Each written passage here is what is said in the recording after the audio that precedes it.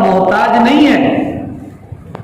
हम मामूली चाय भी बनाना है तो पत्ती के मोहताज, दूध के मोहताज, शक्कर के मोहताज, पानी के मोहताज और गैस सिलेंडर के मोहताज और भगोने के मोहताज, चमचे के मोहताज, तब जाकर के वो चाय सही बनी नहीं बनी।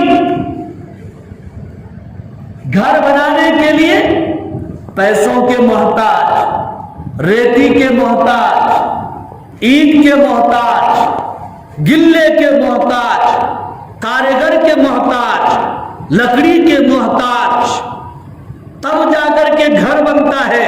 लेकिन अल्लाह किसी चीज के मोहताज नहीं है। अल्लाह ने खुद कहा सातों आसमान छत बन गए, अल्लाह ने खुद कहा सातों जमीनें फर्श बन गई, अल्लाह ने खुद कहा समंदर रवा हो गए, अल्लाह ने खुद कहा पहाड़ खड़े हो गए, अल्लाह ने खुद कहा दरख्त उग गए,